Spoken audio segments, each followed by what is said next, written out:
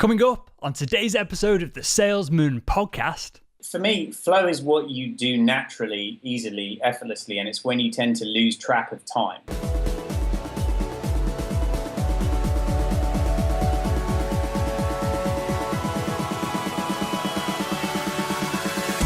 Hello Sales Nation, I'm Will Barrett, host of the Salesman Podcast, and welcome to today's show. And today's show we have Paul Avins, who is a business expert. He's an author, and today we're diving into a cool topic of how your personality affects what you're good, what you're bad at, but most importantly, your productivity.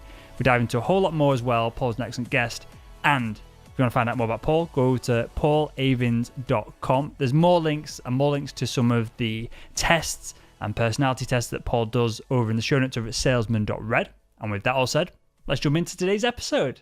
Hey Paul, and welcome to the Salesman Podcast. Well, thank you for having me. Well, it's great to be here and fantastic. Looking forward to sharing some valuable information. You're more than welcome, sir. I'm glad to have you on. And we're going to dive into, start off with flow. And I know we're going to go a different angle with this towards the end of the show. And so it's going to be an interesting one. And I think we've all experienced this, there are specific jobs or tasks within sales that we like doing, that we don't like doing. We can narrow that down even further, perhaps. For me, I hate doing admin and emails, and anyone, people in Sales Nation listening to this, when they've emailed me, they'll always get a reply, but it might be a long wait for it to happen, purely because I hate doing emails. You're better off texting me when the office phone number comes up and things like that nature, or get me on social media. And I'm assuming a lot of this comes down to personalities, but we can narrow this down even further. It seems that when you know you've got a bunch of emails, it's very easy to procrastinate on it. Then you don't want to do it. You hate the thought of it. Then you do one or two, and then you go, that's not actually that bad. And you've done 10, and then I find myself 5 hours later having done them all and quite enjoyed going through them. So I call that, and I think it's commonly known as, you get in a state of flow, and you can go through it and you can nail it, and it's not an issue at that point, but you've got to get over that hurdle. So flow is talked about in productivity all the time, but Paul, what do you define as flow, and do you have your own definition of that?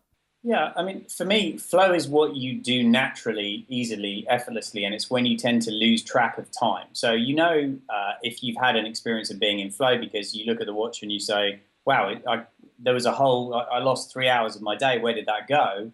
You're usually enjoying it, you're usually focused. That's the first thing. So if you take flow as a word, you're usually focused and you're having fun. So the first part of flow is you're focused and having fun.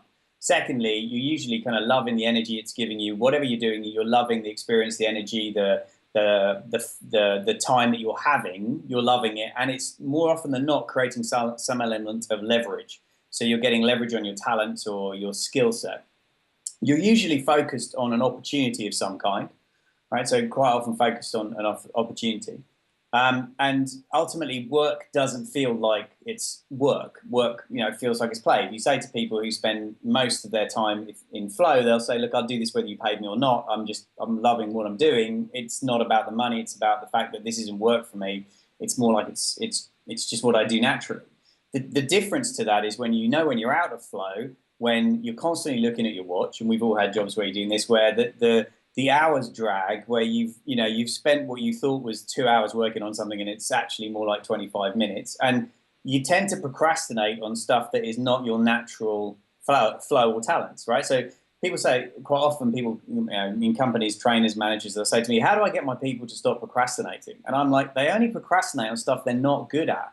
So rather than focusing them on trying to do things they're not good at or not talented at, why don't you give them the support of someone who loves doing that stuff? So, listen, I'm the same as you. I'm not the best at getting back to people on email and all that kind of good stuff. And diary management is a nightmare for me.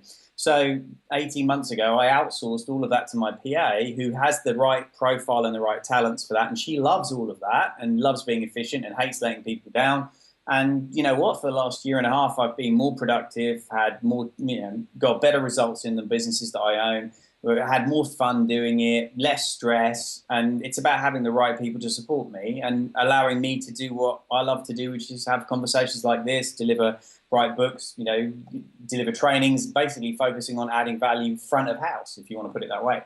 So for me, it's about knowing what you're good at, first of all, and then understanding who you need around you to support you so that you can spend more of your time doing it.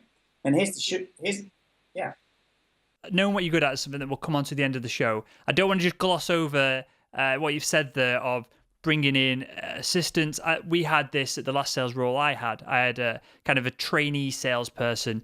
We had very similar personalities. So everything I didn't want to do, I give it to him, and he didn't want to do, but he wanted to look good, so he did it. So there's some of this happening within sales, and you probably be able to talk about this with different companies that you've worked with and teams that have been implemented and working to our strengths. But is there a way to improve our ability to do the stuff that we don't like doing, or is the only real genuine solution to outsource it to someone who's better suited to it? Okay, so let's be clear. We all have to do things we don't necessarily like doing and aren't necessarily good at, right? There are very few of us that can spend 100% of the time doing just the things we love all of the time. The challenge is the ratio has got reduced. So if you talk to most people in companies, as we do when we go in, we'll get them to do what we call a flow audit, which is really useful, is to keep a diary for a week of roughly, like in the last hour, was I loving what I was doing? Was it easy? Was it effortless? Was it simple? Was it real drag? Did I really have to force myself to do it? Was it difficult? And look at the ratio of your week. Now, most people, if they're getting to 30% flow, they're doing relatively well, which is shocking, right? I've had managing directors and senior managers in companies say they're about 10% in flow. Well, the company is paying them and paying the salesperson to be really good at what they're good at. That's what they hired them for. So if you had a machine that was operating at 30% efficiency, you wouldn't tolerate it. If you had a piece of equipment that was only doing the job for 30% of the time, you wouldn't tolerate it. And it's this kind of global assumption that we should all be good at everything. And it's the thing I fight against the most, is that somewhere in the Industrial Revolution, we decided to agree that everybody should be good at everything. And it's just not true. And this kind of system that's developed around that means that most people are managing and focusing on their weaknesses. And our point of view is, look, we want to find out what you're great at and get you doing it for 80% of the time. Because if we can do that, we can get much better results from you as a salesperson. You'll have more fun. There'll be lower turnover of salespeople because they'll actually enjoy what they're doing. Let me give you a great example. CRMs is probably the biggest complaint you'll ever get, right? Senior management, directors will always go, we can never get salespeople to fill in CRMs, right? Just they won't do it. And I'm like, well, of course they won't, because you're paying them to have conversations and you're paying them to engage with human beings, which is what they like, to promote products and open up markets and find opportunities. They don't do that. It's not in their flow. It's not their profile. So why are you trying to force them to do something that they don't add value with? Why aren't you building a support team or finding a sales admin support who has the right profile for that, and get them to just send an audio file after a meeting of all of the notes via email from their phone to their support person, and let their support person update the CRM. And honestly, it's like, that's so simple, but for some people that's transformational, because you get them out of this, I've got to go home now and I've got to spend 2 hours updating the CRM. It just removes this tension by going, look, it's not your thing. Let's find a better solution and a way to support you so that we get more value out of you doing what you're naturally good at. Definitely. I've been there, Paul. I've been there. The first medical device company I worked for, very, very strict on the CRMs of and this is in the field as well. So every call you have, they almost expected you to pull over and type, you're on the phone in the car. They expect you to pull over and type it up, which obviously isn't practical. And it was almost to the point where on a Friday afternoon, you could go and do that final meeting, generally with a customer that you like. It's a bit more chilled, but you've got the opportunity to, just spend time with them. You could either do that and then you'd have to write it up, or you could just go home and at 4 o'clock and finish early. And most people would just finish early because they hated typing it all up. But where I want to go with this now is there a difference then between what salespeople like and what they are good at? It seems like there could be some overlap here, but are they one and the same, or can they be two different things? So let me just clarify that the question you're asking. So for me, the question is, we need to understand what the role is and what the skills are that are needed, but also what's the type of energy. So I talk about the tool that we use and the profiling tool we use talks about the mix of East and West, but it also talks about energies, right? There is an energy to certain roles. Some energy is stable, quiet, entering data, being very focused. Some energy is being out in front, giving big presentations. there's different energies required for different roles. And we all naturally have a type of energy that we are without trying anything, right? Without trying to be hard. And it's when we get pulled out of that productivity drops, that we find it harder to do. So if you send me a spreadsheet and ask me to start working on it, it's gonna really crush my energy. I'm not gonna get excited about it. 10 minutes into it, I'm going to want to find anything else to be distracted by to do. And for some profiles, things like cold calling can do exactly the same thing. There are certain profiles that you could give cold calling to, and they'll do it all day long, and it wouldn't bother them how many rejections they got. And there are other profiles, if you gave it to them, within 3 phone calls of rejections, they would find any excuse or any reason not to do it because their profile just doesn't work that way.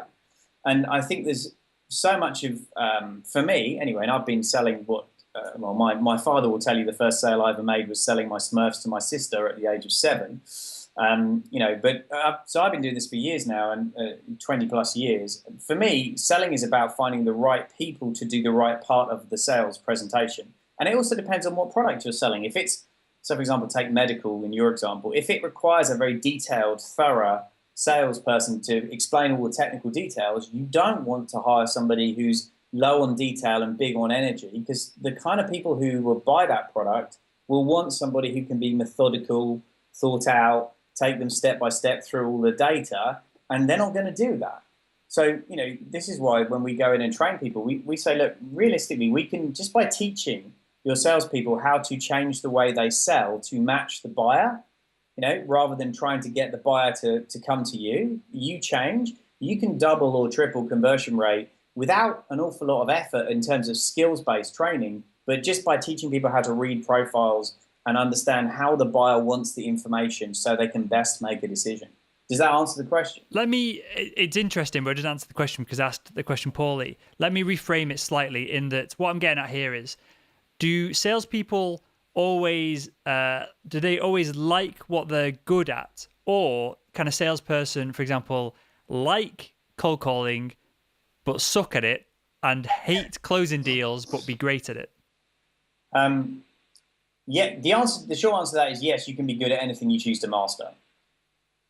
So if you may really find it difficult to ask for the order, but it's like anything. If you go to the gym, I go to the gym. I don't like doing legs, right? It's not my favorite thing, but if I go and it's leg day, then I go full on for it, and I give it everything I've got. It's not my favorite thing, and I wouldn't head to the gym going, yes, it's legs day.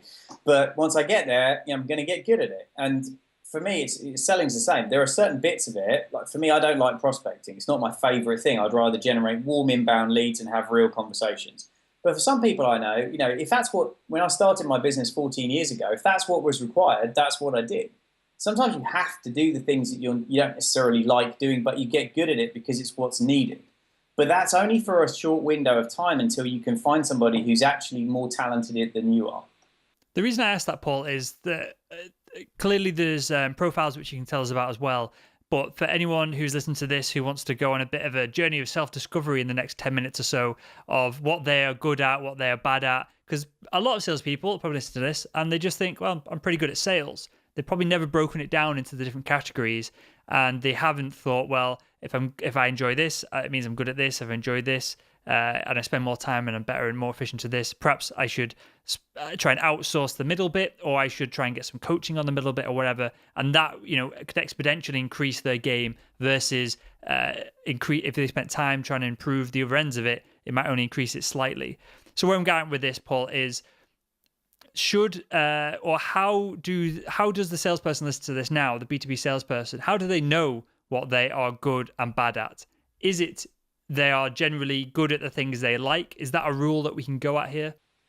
Yeah, I think if we put it, basically we are attracted to doing the things that we do naturally well because it's who we are at our core, right? We are naturally attracted to those things because that's, as we said at the very beginning of this conversation, that's where we feel in flow. Whether we call it that or not, that's where we feel in flow.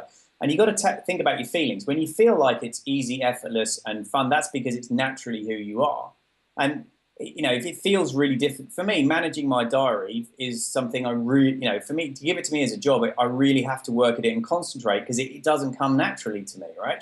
I don't have a good concept of timing and being on time.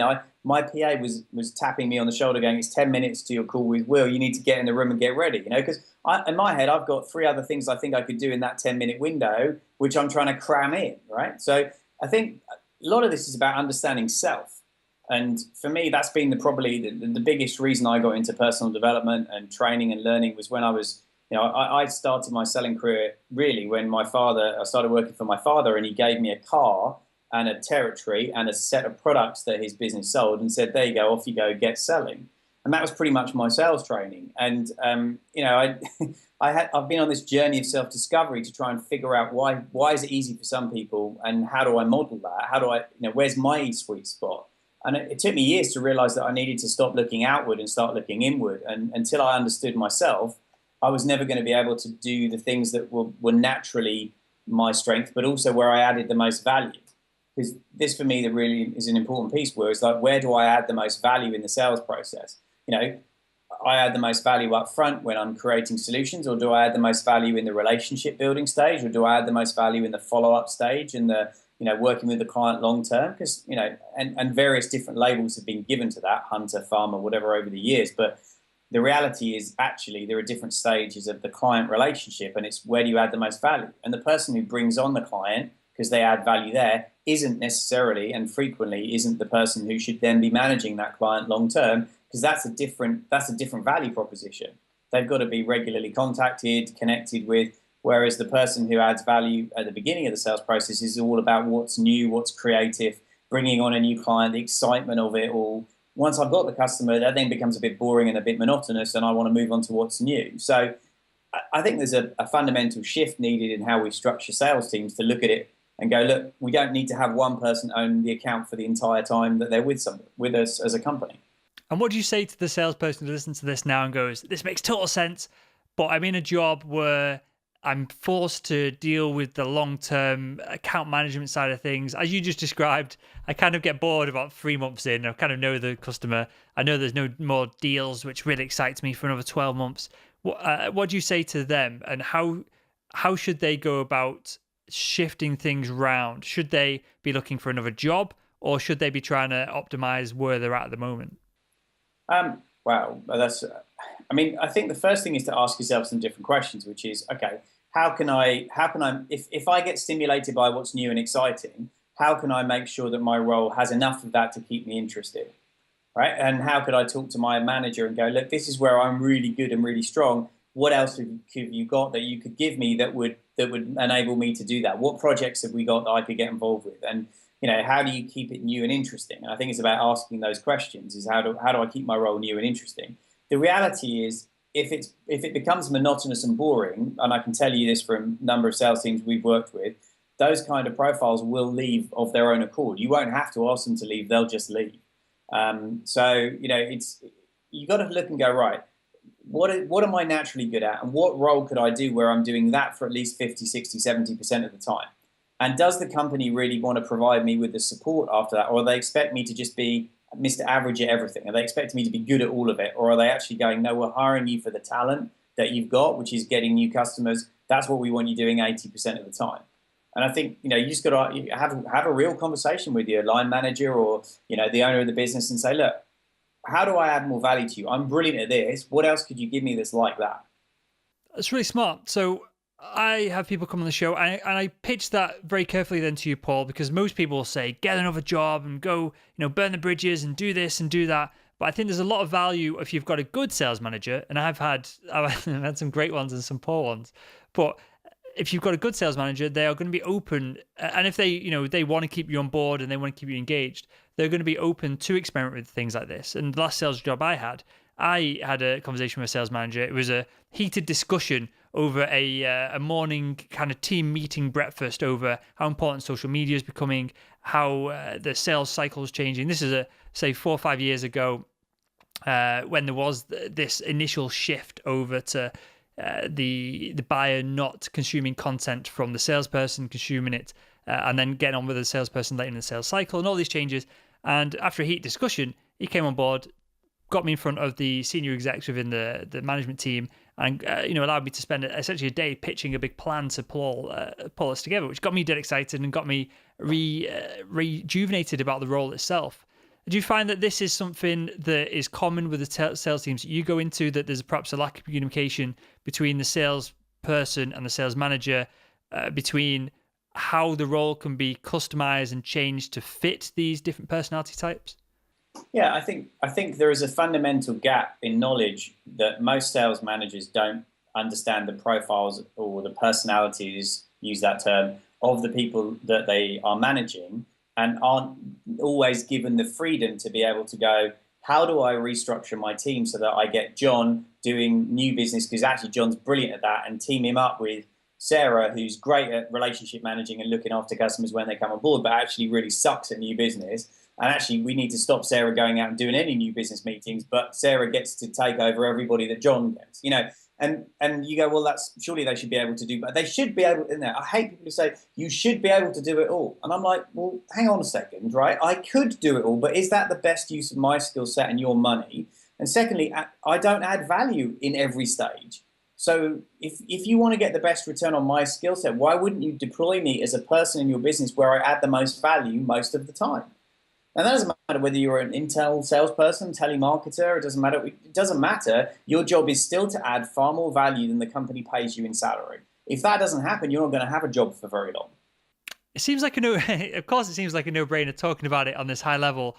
And it seems if you're not aligning the role with your personality, the inefficiencies is costing the business more money than what tens of thousands of pounds. I mean, so much money. I mean, we did a management training where we just sat down with a senior board, four directors, including sales director, and took them through a day's training. And by the end of it, they reckoned that in terms of productivity and performance, by restructuring their roles around their profiles, it was going to save them £250,000 straight away, like within a month.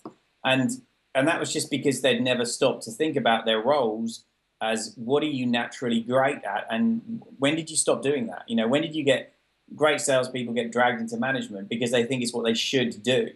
And I'm like, well, who told you that? Well, somebody said I should become a manager. Well, your profile says that you actually would really hate that, and it would drain your energy, and talking to people all day and picking them up and motivating them when they're down, you really hate that. And they'd go, yeah, I really do. And I'd be like, well, so what motivates you? And they'd be like, well, I new business, customers, big presentations, new ideas, strategies. I'm like, right, well, do that and go and say, look, I don't want to manage people anymore. And people say, well, isn't that failure? And I'm like, no, it's recognition that you understand yourself first, you understand the team secondary, and you understand what the business needs to get from you to be able to get a decent return on investment. And it's about learning where you add the most value, because we don't all add the value in the same way to the same people. And that's true with potential clients. I don't like calling people prospects. It's a pet hate of mine. So you'd never ring somebody up and go, hi, listen, you're one of my prospects. How are you doing today? It's like, I'm a future client. I actually had a customer change their whiteboard in the office from prospects to future clients, and conversion rate doubled in 3 months, just because their mindset was they're not prospects, they're future clients. And if you're going to go into a future client, you're going to want to sit down and go, right, how do I serve you? How do I add the most value to you right now? Because if I can't do that, then I'm not a good fit for you as a supplier. I stopped selling years ago and went in, and now I serve and help people. And I go, look, if I can help solve a problem that you've got, and it fits within the budget that you may have, and it does what you need it to do, and I can genuinely solve that problem, then we may well be a good fit for each other. If at the end of this meeting I can't solve your problem, or I don't have the right product, then I'm going to tell you that, because I want you to trust me. I'm not here to try and sell everybody. I'm trying to find the right people who want to buy from me. It's a very different perspective, and it's got to be built on trust. Definitely. And just to not gloss over what you said about sales management, and we'll wrap up this part of the show with this, Paul, because I'm conscious of time here, mate. It seems like a lot of companies engineer almost people to be forced into sales management when they've been crushing it in sales for a few years. They probably get to a natural point where either the bonuses are capped, or there's a kind of the territory is only so big, so they can only take so much out of it. And so the next logical step for the pay scale seems to be management. And this seems to be something that I've seen numerous times with different managers that I've worked with. They've been amazing salespeople. And so it makes no sense for them to do anything other than sales, really, unless they get bored. I imagine if you've done it long enough, you probably do get annoyed with customers ringing up and complaining and that kind of thing. So there might be a change that happens. And this might come with having kids and family changes. You don't want to be traveling around and stuff like that. But a lot of it, and especially in the medical device world that I came from, was you hit X amount every year, so many years, you're crushing it, and then the next step to up your pay, which is, rightfully or wrongly where everyone was focused, was to go into management. And then they were terrible managers and they were earning less than what they did as salespeople. And it was just seemed like a backward step, and I never quite understood the mindset behind it. And you've explained it a little bit there as well. And the reason why I didn't want to gloss over that is the audience is so big now that there's probably tens, if not 100 people listening who are thinking about sales management. And I just want to re-emphasize that it's worth really thinking hard about this, because as you said, it's a totally different skill set, isn't it, to go from selling to managing. It's like taking a great football striker and saying you should go and be a manager.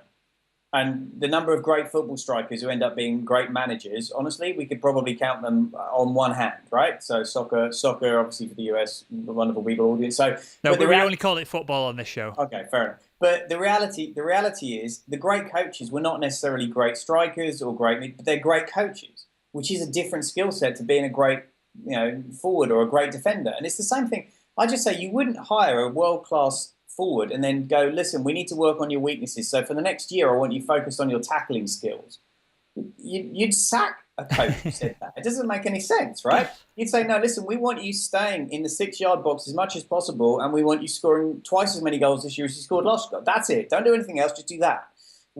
Somebody else will deal with the tackling. That's not your job. And I just think that sales teams haven't caught up with this kind of mindset that everybody should be good at everything. If I had someone who's a great salesperson and was topping out, you'd say, well, do you want to go into key account management? Or do you want to, go into strategic projects? Or do you go there? Or you just increase the cap that they've got to keep them there. It's as simple as that. Yeah, why would you? Caps is a whole thing I don't understand anyway. It's like the fastest way to demotivate a successful salesperson is going, you are too successful. And you go, what? I'm too successful. Right, okay. Hang on a second, I generated 45% of the revenue last year. Why would you not want to keep me? It's just that's because ego gets in the way. Some managers' ego is out of line because they're earning more than they are, and or whatever. Right? It's ego. Ego is, as one of my friends said to me once, ego is not your amigo. Cheesy but true. Good stuff. Well, Paul, I've got one question that I'm going to ask you with consciousness of time here that I ask everyone that comes on the show, and that is, if you could go back in time and speak to your younger self, what would be the one piece of advice you'd give him to help him become better at selling? Trust yourself more. Relax. Just relax. And stop buying everybody else's model of what a successful salesperson looks like, and figure out what a successful version of you looks like. Be you. Be you. The more authentic I've become in my career, the more I've been able to generate sales, have customers trust me. The more authentic. Just be okay with being you, and not everybody's going to like that, and that's okay. They're not supposed to. Just the more you get okay with the fact that you're looking for people who get you and get how you work, then the happier life gets. Is being authentic a light switch which you have a mindset shift and turns on, or is this a process that takes months or years, or is it something that you constantly have to refine to achieve that? Because it's something that we talk about a lot on the show, but it seems like it's very difficult to. It's a simple concept, but difficult to put into practice. Okay, so you're okay if I share a personal story? Of course, yeah. Right? All right, so I was being incredibly inauthentic for a large, up until just over 2 years ago. Not that you would necessarily know from the external perspective, as far as everyone's concerned, was, writing books, being successful, but I was on the inside miserable, really unhappy, really not in flow at all, was trying to please other people as opposed to just live my life on my terms, and was stressed out and was doing all the things you shouldn't do. So, I suffered from asthma, my diet had gone terribly wrong, and all those kind of things. And the result of that stress and all the rest of it was that, at the age of 43, I ended up having a rather serious asthma attack that escalated to a full-blown cardiac arrest. And I was clinically dead for 4.5 minutes. And 4.5 minutes is a long time to consider your options. And you know what? I got the opportunity to come back, thanks to an incredible paramedic who arrived at my house and did a wonderful job on me. And for me, when I came back, I just decided that I'd had a second chance and that I didn't want to waste that, and I just was going to be me, and I was going to be, that was, I got violently shaken out of this. Who are you trying to be, and who are you trying to impress? This is about you being you. Stop. What are you doing? And for me, that was a pivotal moment in my life. Not everybody needs to have that dramatic a moment in their life. I get that, but sometimes it's getting fired. Sometimes it's relationship problems. It could be anything, but we usually get a fairly significant tap on the shoulder, and if we're lucky enough, that's all it is. For me, it was a smack over the head with a fairly serious illness, and I came back and just decided I was going to be me, and not everybody was going to like that, but I had to be happy in my own skin first. And the funny thing is, as a result of that, in the last 12 months, we've had record quarters. We've done incredible things with the business. We've attracted some amazing partners and opportunities like today. But we haven't been trying to be anything different than I've been for the last 2 years, which is just say what I feel, teach what I believe is about helping people find their flow, do what they're naturally talented at, add the most value and help people, rather than the models that have been around historically. And that for me was a life-changing experience. And I think it's something that usually we have to get woken up from, trying too hard to be something that society and social media tells us we ought to be, which is a nightmare stuff. That stuff's, it's conditioning our kids to think they ought to be something that impresses everyone else. You know what? Be you, be authentic. And that means sometimes you go, do you know what? You're not the right customer for me, but that's okay. And listen, I wish you all the very best, but I'm not the person for you. And it's just having that genuineness of purpose to go, look, I have an opportunity to be alive and be in a conversation with you. I'm going to be as real as I can be right now because that's all I have. Amazing. I appreciate that, Paul. And with that, mate, I want you to tell us where we can find out more about you. And then if you want to, you don't have to, perhaps tease what you've got coming up on the profiling and sales side of things as well. Yeah, I mean, if people want to connect with me, one of the great things about me is I have a fairly unusual name, so I'm easy to find in most places, but paulavins.com is one of where you'll find my personal site and free books on there and free video trainings and all those kind of good things. I also own a site called Trusted Sales as well, so you can go over there or follow me on social media, Instagram, Facebook, all those good things, right? So, or Talent Dynamics for Sales is another one I own. So there's a number of different places to connect with me. The best one where you'll get most of the free resources is paulavins.com. I've written a book called The Authority Guide to Trusted Selling, which comes out in October. And again, it's a lot more depth into what we've talked about the profiles and the personalities and about understanding how to sell to them all. And that'll be out in October. So if you go to my website, you'll be able to join my email list and be on the preference for that. And there's free videos that are coming out before the launch of that book. So if they've found this valuable conversation, then that would be the place to go. So yeah, what was the other part after that? No, that's good. You've plugged the sales book, which is what I wanted you to do because I'm excited about it. We'll link to all that in the show notes over at salesman.red. And of course, most of the people listening to the show follows on social media. So when the book comes out, we'll give it a review and we'll talk it up on there. And with that, Paul, I want to thank you for your insights. I think they're quite unique and interesting. I want to thank you for being candid and opening up to us at the end of the show. I was like, yes, I asked a decent question because I got a great answer at the end there. And I want to thank you again for your time and for joining us on the Salesman Podcast. Well, it's been an absolute pleasure, and I look forward to hopefully coming back and getting to connect again with you today. It's been a joy. Thanks ever so much. And, just wish everybody every success out there and stay true to who you are. That would be my message to everyone is, go out, serve first, add value first, and build trust. And the rest takes care of itself. The rest will follow. And there we have it. Paul, thank you for coming on the show. Appreciate your time. Thank you for sending over the book. Highly enjoyed it. I got a lot of perhaps less salesy stuff, but a lot of business ideas from reading this. So I appreciate that, mate. I want to thank you, Sales Nation, for tuning in, showing your attention as always. And with that said, I'll speak with you all again on tomorrow's episode.